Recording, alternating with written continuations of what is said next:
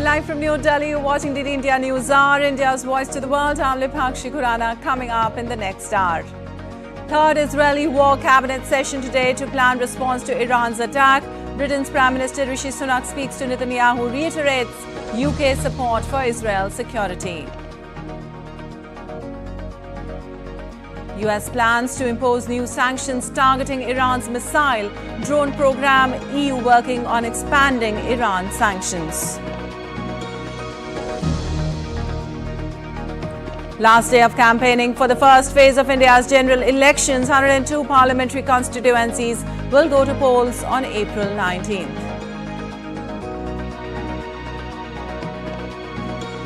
Ram Navami, the birthday celebration of Lord Ram, being celebrated across India. Special arrangements in place at Ram Temple in Ayodhya to mark the occasion.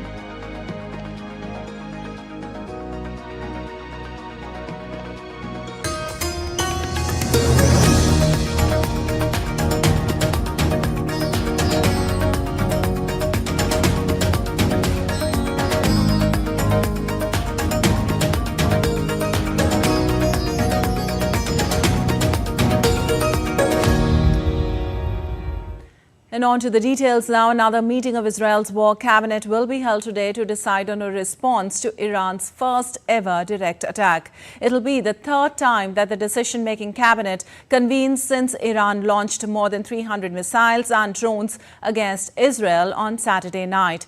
Earlier, Military Chief of Staff Herzi Halevi had promised that Saturday night's attack from Iran at Israeli territory will be met with a response. Also, British Prime Minister Rishi Sunak has called for calm heads during a phone call with Israeli counterpart Netanyahu. Sunak told Netanyahu on Tuesday that escalation in the Middle East was in no one's interest and would only deepen insecurity in the Middle East. Sunak added that the UK wants to see a massive step change in the amount of aid being delivered to Gaza.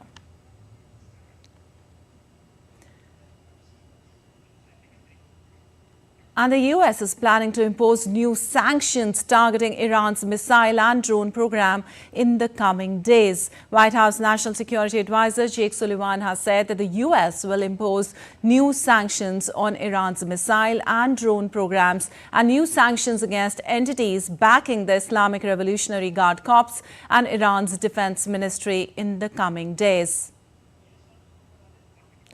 In a statement, Sullivan said, following Iran's unprecedented air attack against Israel, President Biden is coordinating with allies and partners, including the G7, and with bipartisan leaders in Congress on a comprehensive response. Sullivan added that the U.S. also expects its allies and partners to impose sanctions against Iran. He said that the U.S. continues to work to further strengthen and expand the successful integration of air and missile defense and early warning systems across the Middle East to further erode the effectiveness of Iran's missile and UAV capabilities. And EU Foreign Policy Chief Joseph Borrell said Brussels is starting work on expanding sanctions against Iran after Tehran's attack on Israel. Speaking after an emergency online meeting of EU foreign ministers, Borrell said the bloc would look to toughen measures against Iran's supplies of weaponry, including drones, to Russia and proxy groups around the Middle East. First, as expected, everybody a strong condemnation of the Iranian attack, a strong unity about it. Also, the member states reaffirm their commitment, the commitment of the European Union to Israel's security. And third, we remain united in the objective of avoid further escalation and call all actors to show restraint. After this meeting, we will increase our outreach with the key partners in the region, and some member states propose the adoption of expand the restrictive measures against Iran, adopting an expansion of the restrictive measures against Iran. I will send to the External Action Service the request to start the necessary work related to these sanctions. Meanwhile, U.S. Republican-led House of Representatives would vote this week on advancing a long-stalled national security spending package to aid Israel, Ukraine and other American allies. It comes days after Iran launched a large aerial attack on Israel, amplifying calls for Congress to move quickly to approve the pending aid bill. Also, Speaker Mike Johnson said he would cobble together a legislative package that roughly mirrors the $95 billion aid bill the Senate passed 2 months ago, but that is broken down into 3 pieces. Lawmakers would vote separately on a bill providing money for Israel, one allocating funding for Ukraine, and a third with aid for Taiwan and other allies. They would cast a 4th vote on a separate measure containing other policies popular among the Republicans. And a quick update on ground situation of the conflict. A lack of air defense missiles prevented Ukraine from thwarting a Russian missile attack last week that destroyed the biggest power plant in the region around the capital, Kyiv. Destroyed in an 11th March strike, Tripliska thermal power plant was the biggest energy facility near Kyiv and was built to have a capacity of 1,800 megawatts, more than the pre-war needs of Ukraine's biggest city. Other stations and imports have filled the gap for now, but residents have been urged to save power. Meanwhile, all eyes are currently on the Bakhmut axis as Russian troops gradually inch towards the depleted town of Chasiv Yar, a mere 10 kilometers west of the occupied and largely destroyed Bakhmut. With Ukraine facing weapons shortage, much depends on whether and when the U.S. Congress approves $60 billion in crucial security assistance for Ukraine and how effectively Kyiv is able to solve its manpower issues. Well, after 2 days of jury selection, the first 7 jurors were selected on Tuesday to serve on Donald Trump's hush money criminal trial. The judge also warned lawyers that he would not tolerate any efforts to intimidate prospective jurors after saying Trump was audibly muttering while one of the possible members of the panel was questioned. Trump faces 34 felony counts of falsifying business records to cover up a hush money payment to an adult star shortly before the 2016 election. Trump has pleaded not guilty and denies an encounter took place. Trump spoke out against the judge overseeing his New York criminal trial, repeatedly calling him conflicted and saying he should not be there.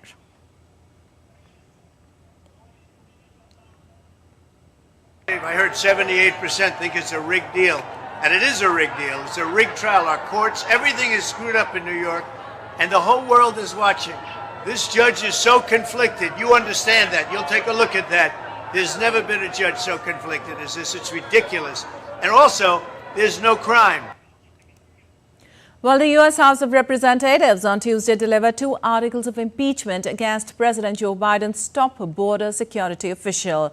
The House delivered articles of impeachment against Department of Homeland Security Secretary Alejandro Mayorkas to the Senate, escalating the GOP's fight with the Biden administration over immigration and border security.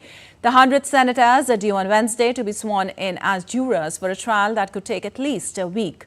However, the impeachment bid is expected to be promptly dismissed in the Democratic-controlled upper chamber. Mayorkas is only the second presidential cabinet official facing removal through impeachment. The last time it was done in 1876.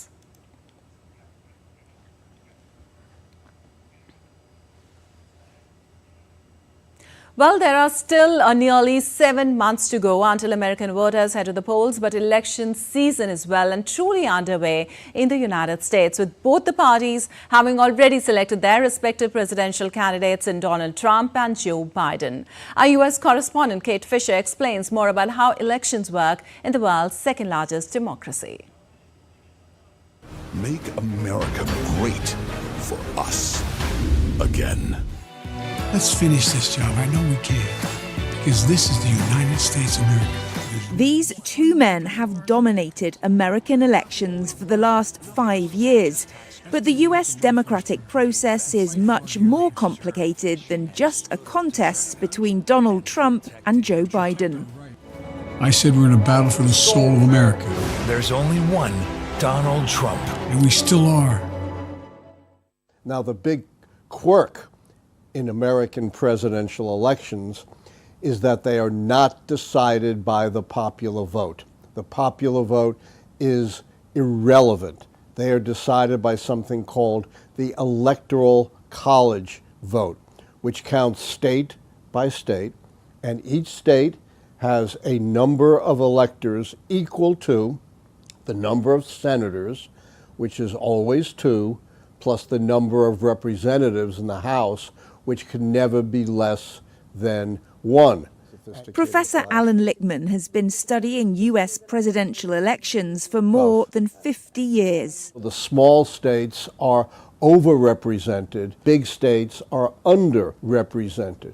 So the election tends to focus on a few states where it's uncertain which party will win, such as Pennsylvania, Wisconsin, Michigan, Arizona, Georgia are key swing states in American elections. That system, he says, is no longer fit for purpose. The Electoral College is obsolete.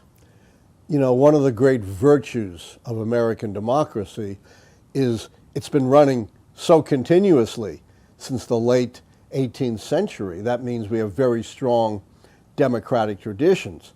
On the other hand, we are also stuck with 18th century institutions which no longer apply in the modern world, such as the Electoral College. If you decided elections by popular vote, then everyone's vote would count, not just those persons in the swing states. But this year, there's an unprecedented twist in the traditional election calendar. Barring some last-second miracle, this April, Donald Trump will become the first major party presidential candidate to have to go to criminal court and be tried for multiple criminal felonies. So that's something we've never seen before in the long history of American presidential elections. And who knows, if he's convicted, how that might shake things up. And if anyone might know, it would be Professor Lichtman. He's predicted the correct outcome of every presidential race since 1984, using criteria under a model he created called Keys to the White House. He's yet to make a final prediction for this year, but under his system, Joe Biden looks like the favourite. But much could still happen to alter the course of this election, with 7 months to go until American voters head to the polls to choose their next president. In Washington, Kate Fisher reporting for DD India. Well, voters in Croatia gears up for Wednesday's parliamentary election. The ruling party, HDZ, hopes to ride on the long-term support it has for overseeing Croatia's accession to the European Union. But many have grown tired of HDS, which has dominated politics since 1991. Over 3.7 million voters will choose between more than 2,000 candidates. Polling stations open at 7 a.m. local time. Exit polls are expected minutes after voting closes at 7 p.m. Official results are expected to be out in the following days.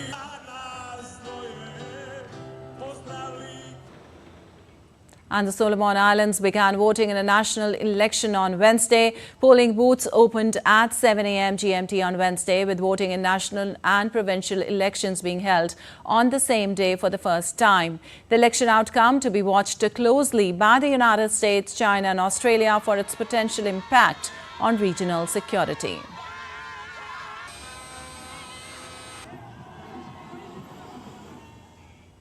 And still to come on DD India News Hour. UK House of Commons bans tobacco sales for anyone born in 2009 or later.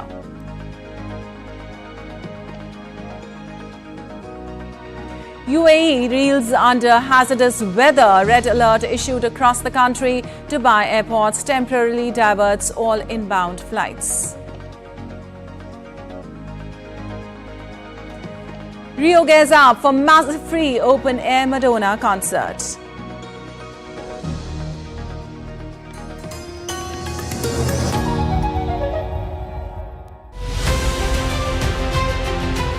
Tracking the first phase of general elections, Team Poll Pulse has reached India's northeast in Assam. This is the tea city of India, Dibrugarh, আমাৰ বগানৰ ৰাস্তাও মানে বেয়া আছে কেতিয়াবা ৰাতি ওলাই আহিলে আমি বগান দিয়ে They are not getting jobs in the local area like in Dibrugarh or nearby districts and all. Home to the finest tea, the state is set for a cracker of a contest. This is 2024. Can the Congress and allies offer a fight back, or will the Modi juggernaut be unstoppable? Watch Poll Pulse on DD India.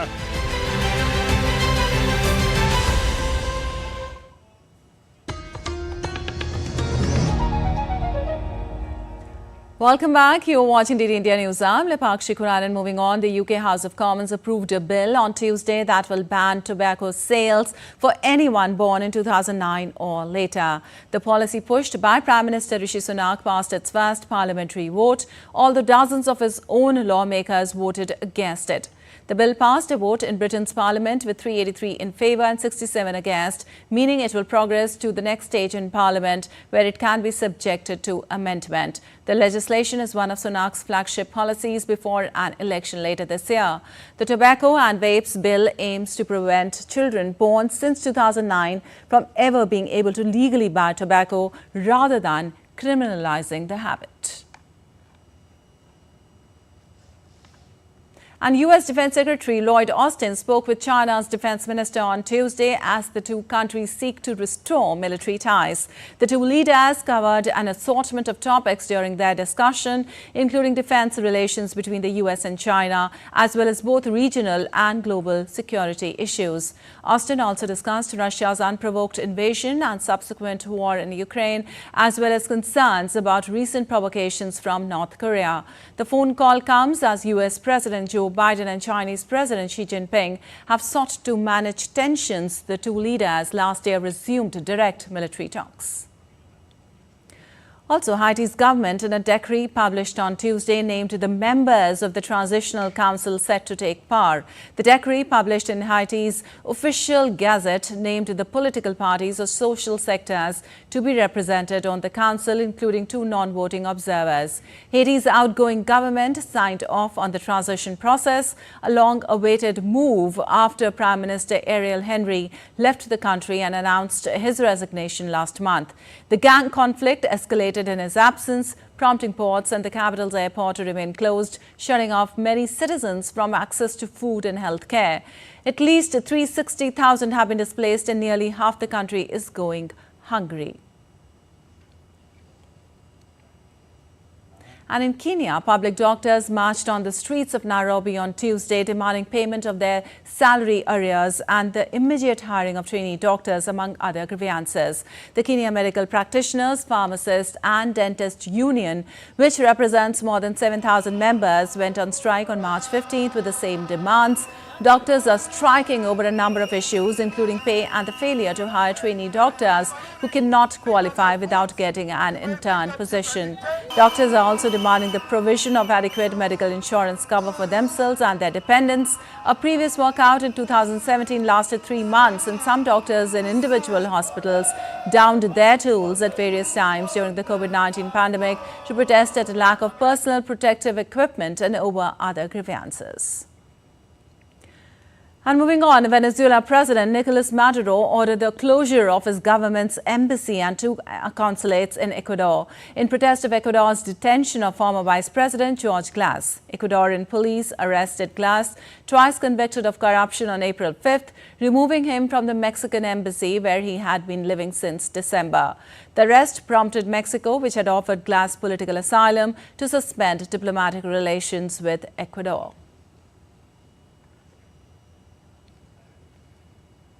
And countries, members of the Community of Latin American and Caribbean States, showed their support for Mexico in its diplomatic spat with Ecuador. Mexican President Andrés Manuel López Obrador asked the CALAC members to support his demand against Ecuador at the UN's International Court of Justice after the shocking raid this month on the Mexican embassy in Quito.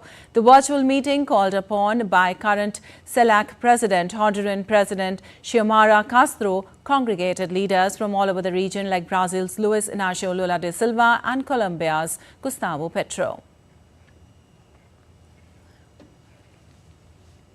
Well, the collapse of the Francis Scott Key Bridge in the U.S. port of Baltimore last month was of near unprecedented scale, according to the state's governor. 6 people died when a cargo ship lost power and slammed into the major river crossing, knocking it over.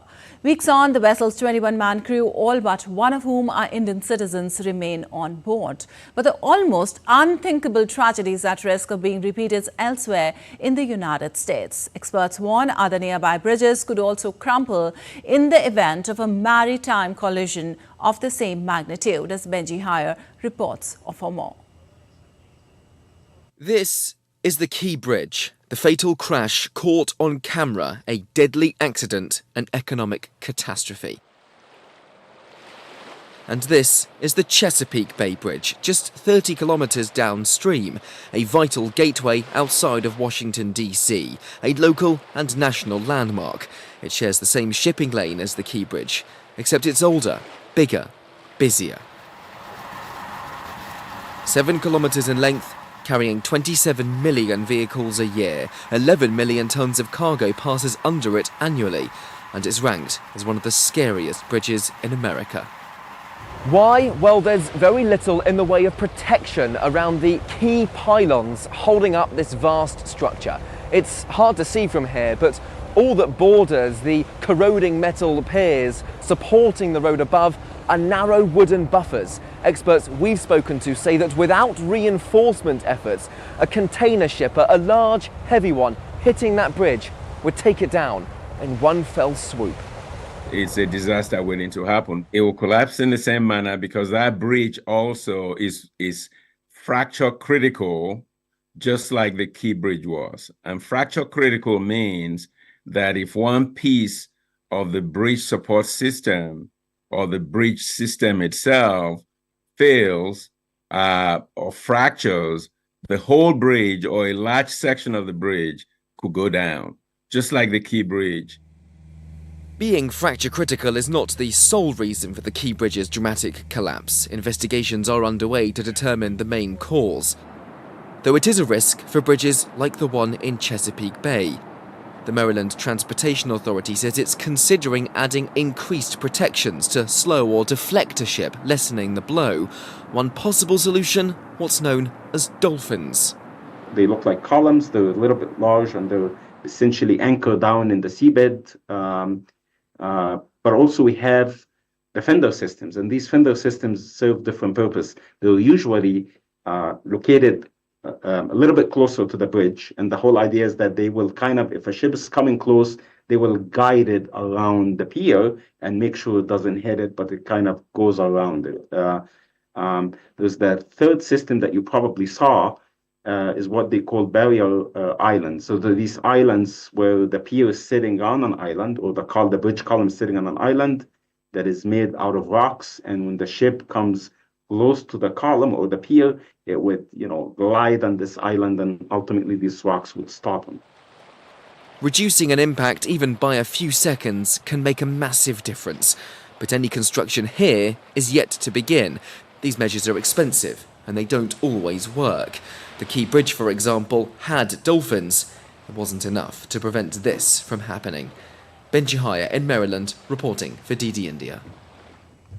Well, Denmark's historic old stock exchange building ablaze in fire. The 18th century Boston is one of the city's oldest buildings, and onlookers gasped as its iconic dragon spire tumbled into the street below. Members of the public rushed to rescue historic paintings, and it took hours before the fire was under control.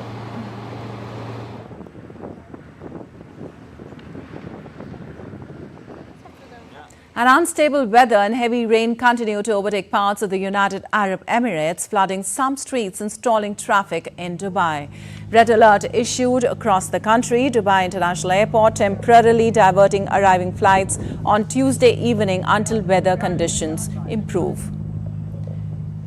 Meanwhile, in West Asia's Oman, the police aviation airlifted people from gushing flood water, evacuating, looking for and providing first aid to over 75 people affected by the floods.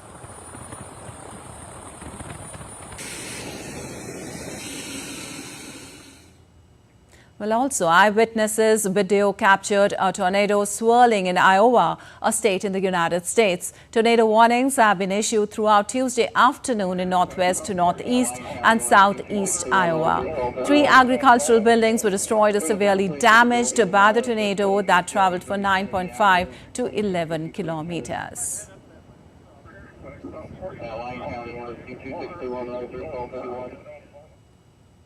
Well, on the other hand, a heat wave is hitting Mexicans who are doing their best to avoid being out in the sun. The Mexican capital on Monday surpassed the 1998 mark by reaching a maximum temperature of 34.2 degrees Celsius. The world just experienced its warmest March on record, capping a 10-month streak. The primary cause of the exceptional heat were human-caused greenhouse gas emissions. Other factors pushing up temperatures include El Nino weather pattern.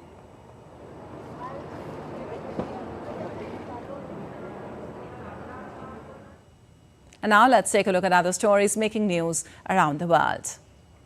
One man was shot dead when gunmen on scooters opened fire in the Bronx. The incident took place in the Mount Eden section. According to the police, the 2 passengers pulled out firearms and fired about 10 rounds at men standing on the corner.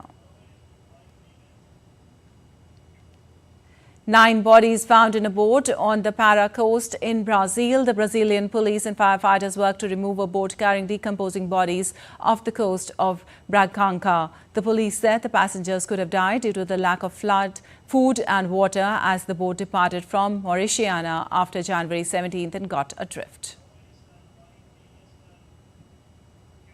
Coral reefs around the world are turning a ghostly white amid record warm ocean temperatures. Severe coral bleaching has been reported in at least 54 countries and territories. Coral reefs cover just less than 1% of the ocean floor, but they have outsized benefits for marine ecosystems and economies.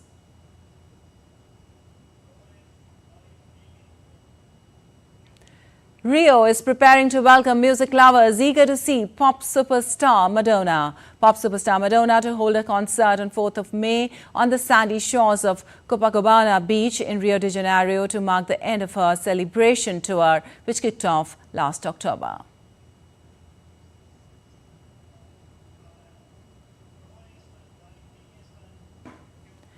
British actor Idris Elba joins the cast of upcoming Sonic the Hedgehog spin-off series Knuckles. The 6-part series follows the story of animated warrior Knuckles, voiced by Elba. Elba told viewers will get a chance to learn more about one of Sonic's closest sidekicks in a story with threads through the Sonic timeline.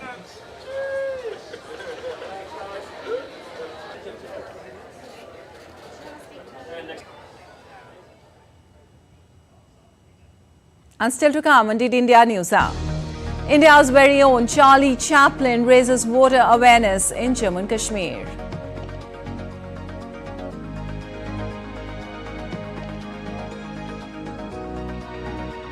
"29 Naxalites killed in an encounter in Kanke district in the central Indian state of Chhattisgarh on Tuesday.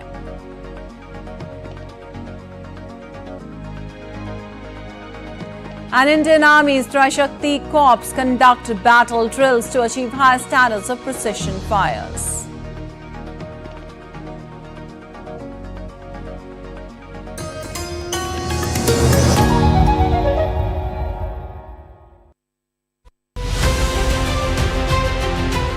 Tracking the first phase of general elections, Team Poll Pulse has reached India's northeast in Assam. This is the tea city of India, Dibrugarh. They are not getting jobs in the local area, like in Dibrugarh or nearby districts and all. Home to the finest tea, the state is set for a cracker of a contest. This is 2024. Can the Congress and allies offer a fight back, or will the Modi juggernaut be unstoppable? Watch Poll Pulse on DD India.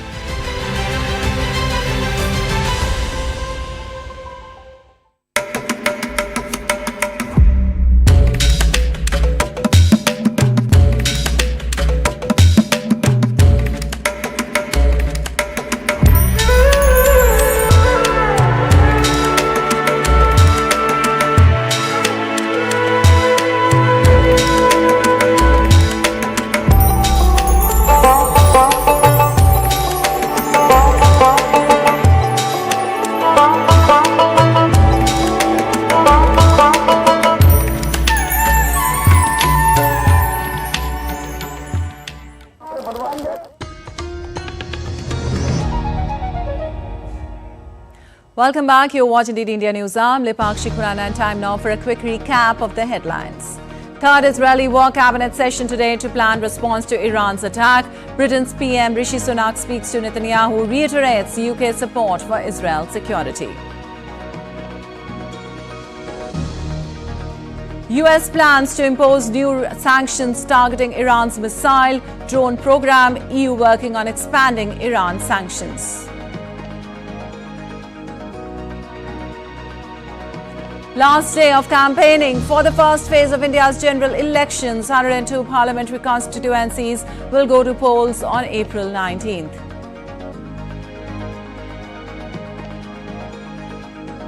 And Ram Navami, the birthday celebration of Lord Ram, being celebrated across India. Special arrangements in place at Ram Temple in Ayodhya to mark the occasion.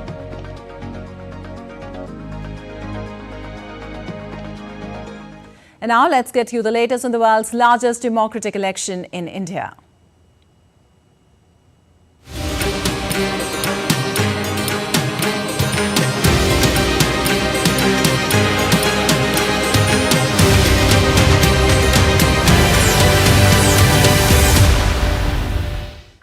Well, today is the last day of campaigning for the first phase of India's general elections. Strict regulations will come into force from 6 p.m. IST on Wednesday. The regulations will be enforced till the closure of polls. Voting for the first phase of India's general elections will take place on April 19th. People in 102 constituencies across 21 states and union territories will cast their votes in phase 1. The general elections will be held in 7 phases, concluded on June 7. The counting of votes will take place on the 4th of June.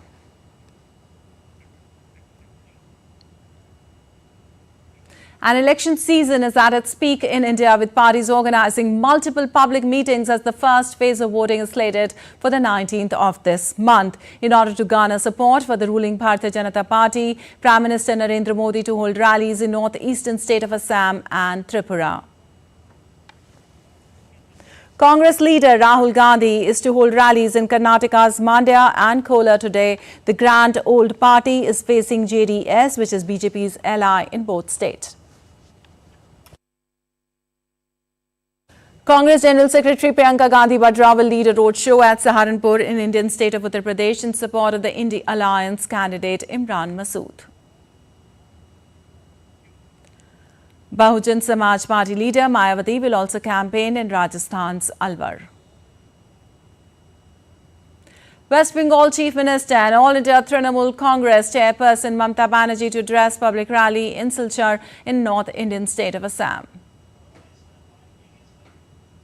Senior BJP leader and Union Minister Dr. Jitendra Singh to lead a road show in Jammu's Kathua.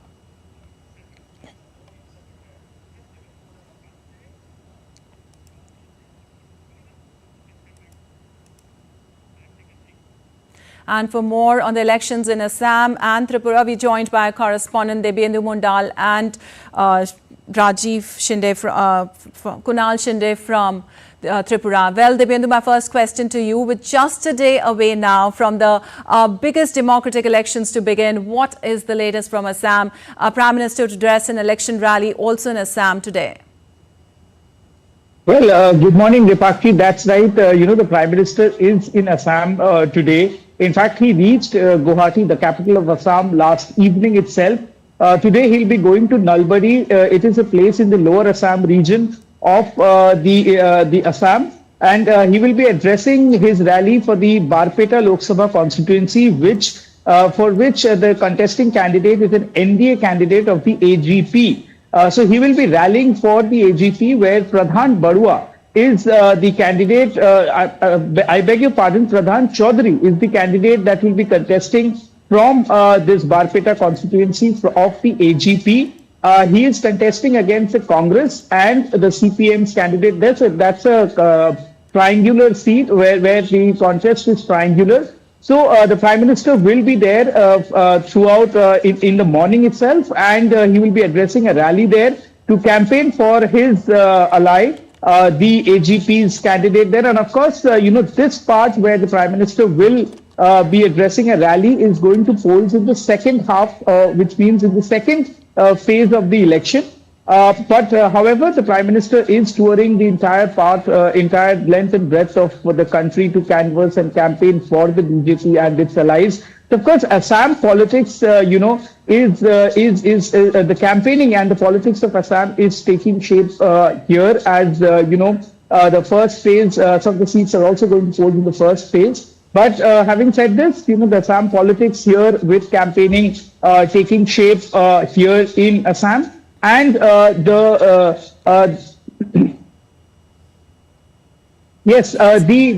candidates here in Assam are campaigning in full swing here in Assam. Back to you. Right, Debendu. Also, my next question to you, Kunal. The 2024 Indian general elections in Tripura will be held in two phases. Tripura West goes to the polls on April 19th in the first phase. Prime Minister's rally also there today as well. Can you give us an entire update on the scene there?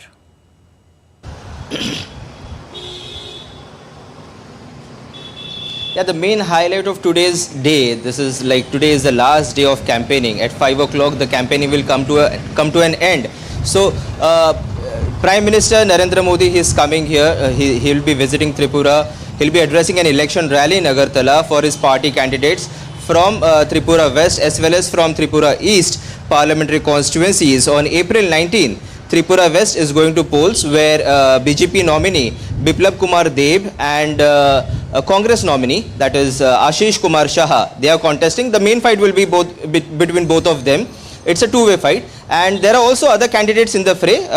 One from the RPI of Athavale, Ramdas Athavale faction has also fielded its candidate, but it doesn't hold much relevance over here.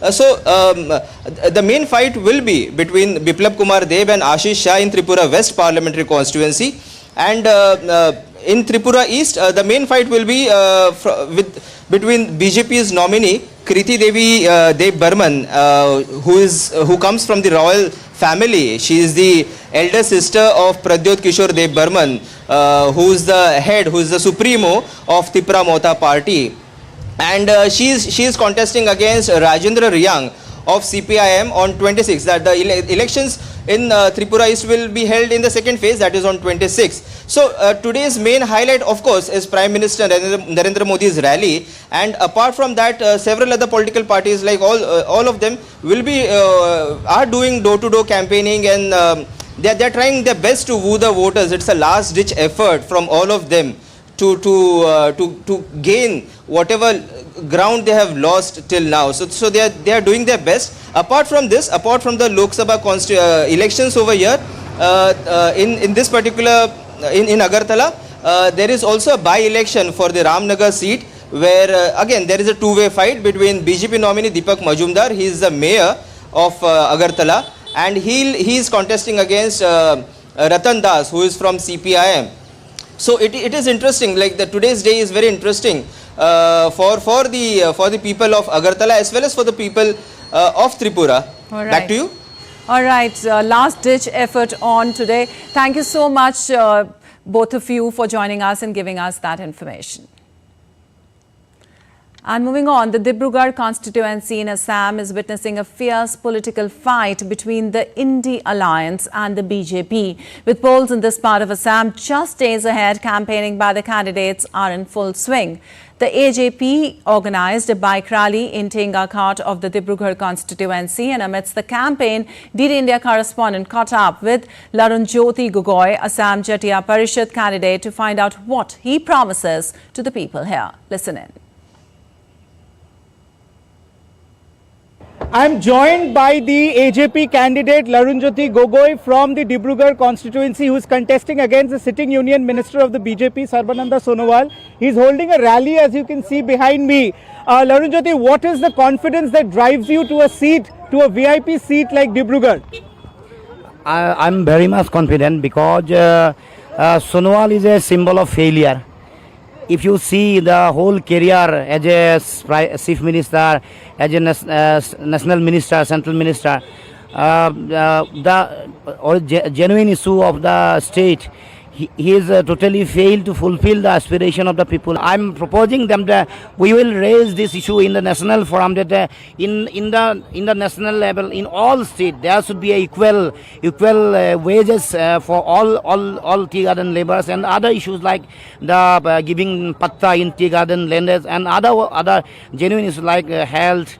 No doctor in the hospital, and no regular teacher in the school which are running in the tea garden area. These are basic issue, fundamental issue. So the tea garden, the voters, they are very much interested. They are against the BJP agenda, and we are proposing to settle down all this issue and we will raise their issue in the national forum. So is CA also an issue in this particular region? Definitely. CA is a very genuine issue. CA is very dangerous to the common people, and the people of Assam, they are very much aware that we are under threat by our culture, our civilization, our language, in every aspect we are under threat. Therefore, we have already accepted the load of illegal foreigner up to 71. So there is no question of taking the load of illegal foreigner in the name of religion after 71. Well, thank you so much, Tarunjit, for speaking to Doordarshan. This is Dibyendu model from the election rally of Larunjyoti Gogoi from Dibrugarh in Assam with Jagmohan Pradhan for DD India. Well, Chhattisgarh in central India was formed out of Madhya Pradesh to become the Indian Union's 26th state. It is also known as the Rice Bowl of India. The Hindi heartland is India's 10th largest state and a major producer of energy and steel. Let us understand why Chhattisgarh matters as India decides in 2024.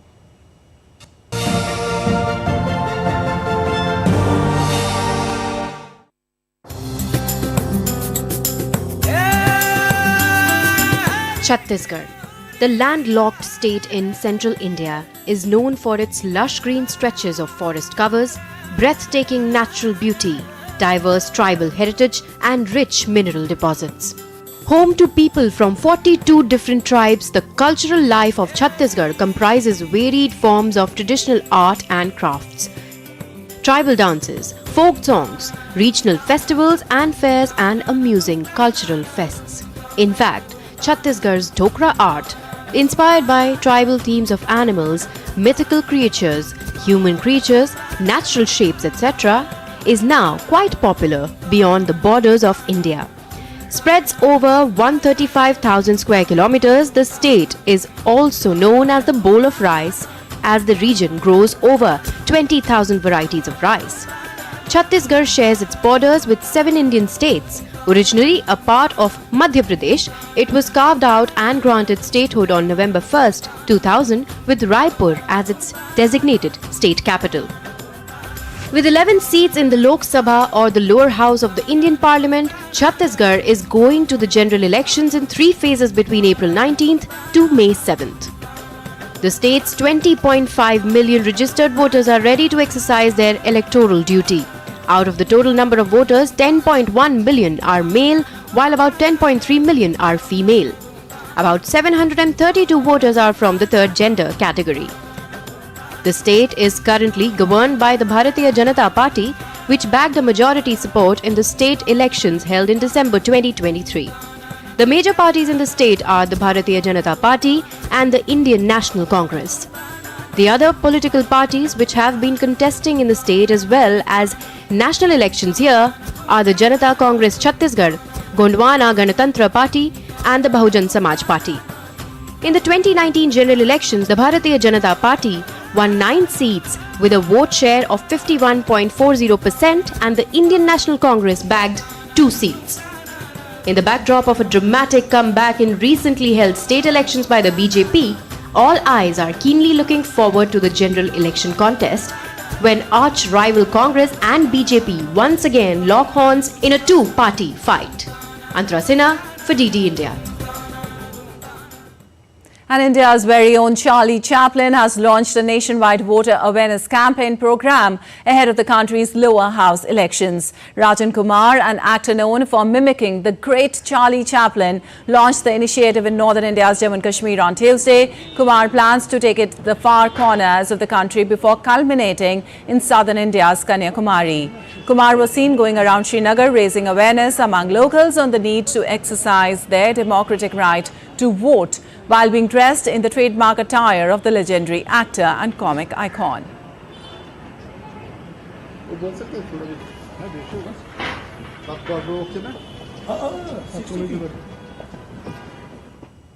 And now let's take a look at other stories making news today. 29 Naxalites were killed in an encounter in Kanke district in the central Indian state of Chhattisgarh on Tuesday. Out of 29, 3 Naxalites have been identified so far. 3 security personnel injured in the incident were admitted to the hospital for treatment. A massive fire broke out on the 8th floor of a residential building in the Girgaon area of the western Indian city of Mumbai on Tuesday night. No injuries were reported in the incident. The cause of the fire has not been determined. The fire has been brought under control. Indian Army's Bhishma tanks of the Trishakti Corps carried out field firing and battle drills and procedures. The drill aims to achieve the highest standards of precision fires in quick and intense engagements, showcasing high standard of operational preparedness. Indian Coast Guard assets in a joint operation successfully apprehended a Myanmarese boat with poachers off the Andaman and Nicobar Islands. All poachers have been handed over to the Andaman police. And still to come on DD India News Hour. International Monetary Fund has increased India's growth forecast for 2024 in its World Economic Outlook report.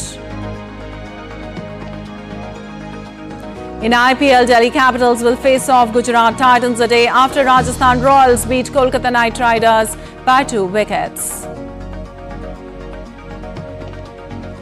And excitement grows as today marks 100 days until the 2024 Olympics get underway. But the build-up has not been without controversy. We'll tell you more ahead.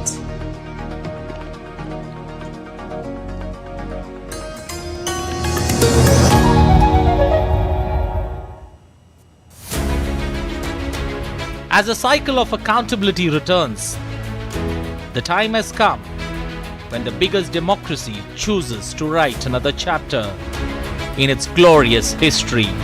Development, justice, regionalism, a big political canvas. Everything will be put to test in this mega battle for glory. DD India dissects what makes elections 2024 the battle royale in Indian politics. Data and analysis free from bias to help you understand why India matters. Great Indian Election on weekdays at 8:30 p.m. only on DD India.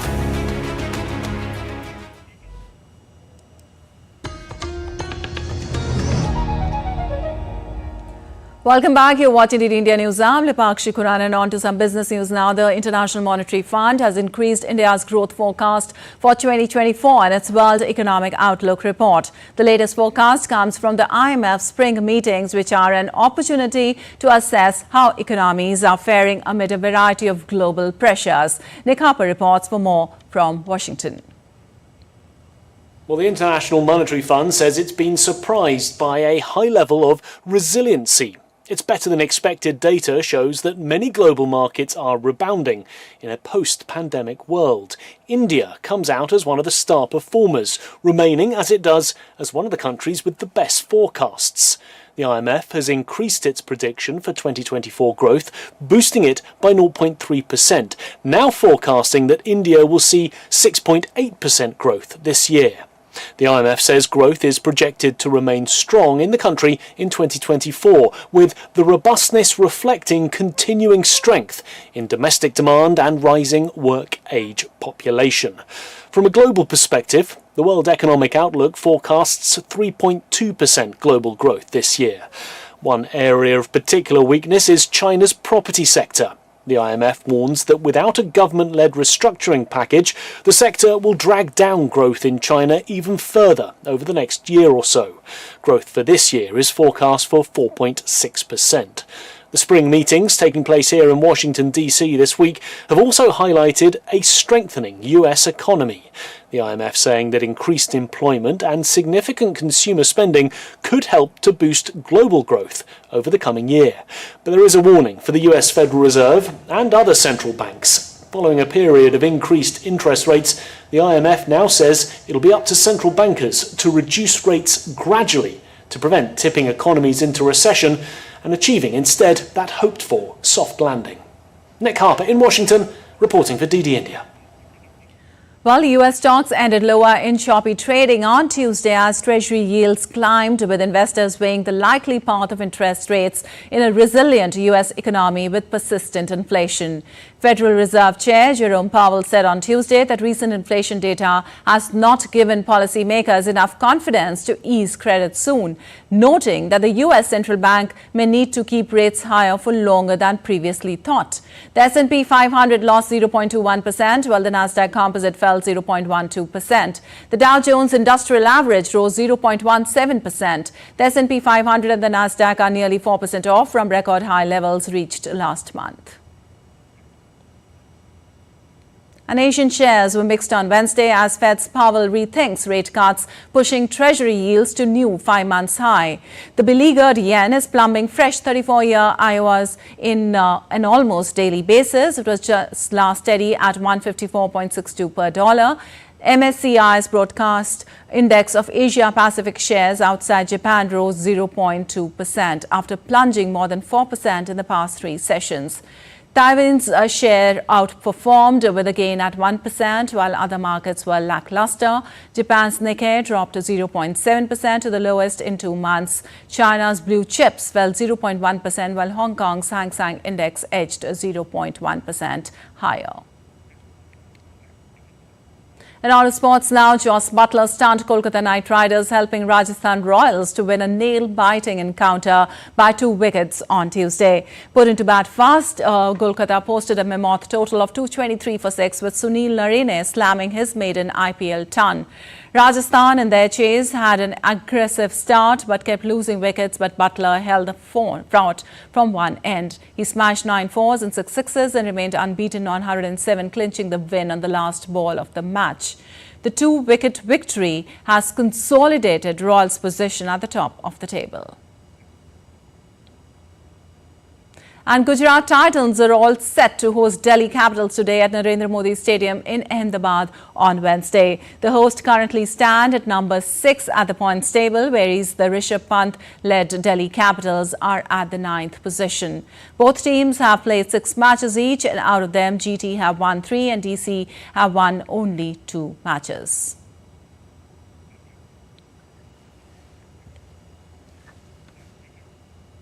Well, April 17th marks as the 100th day until the 2024 Olympics get underway. Excitement is growing, but so too is discontent among the Parisians. The athletes' village is ready and the venues are having the final touches applied. However, the build-up has not been without controversy, as DD India correspondent Ross Cullen reports for more.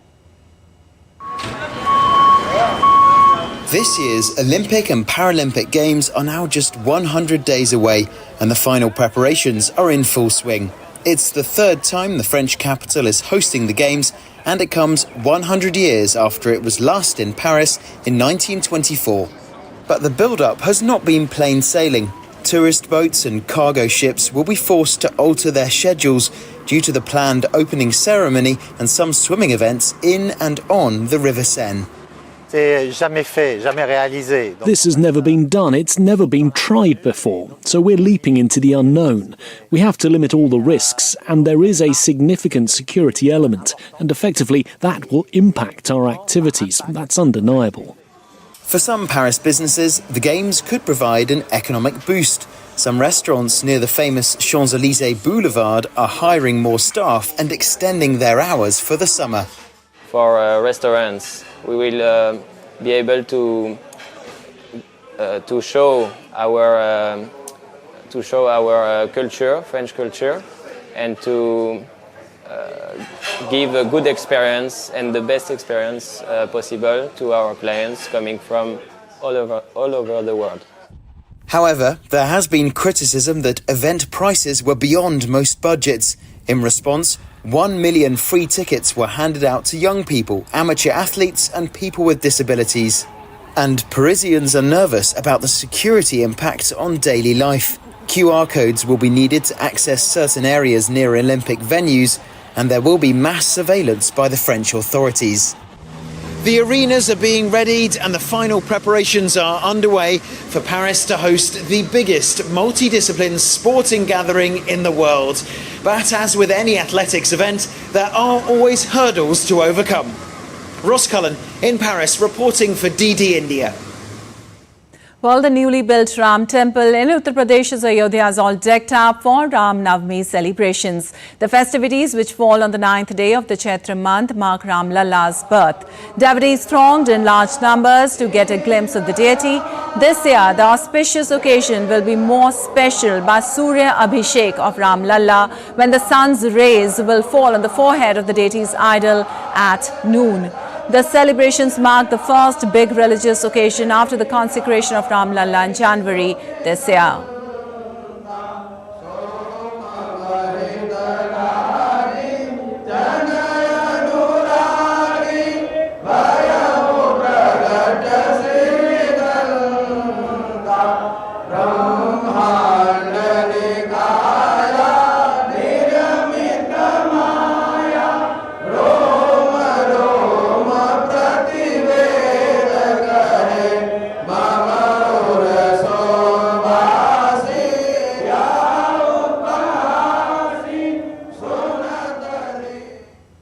Well, that's all for this edition of DD India News Hour, but let us know your thoughts on the news of the day. For those on the go, you can get all the latest news and updates from India and across the world on the DD India mobile app.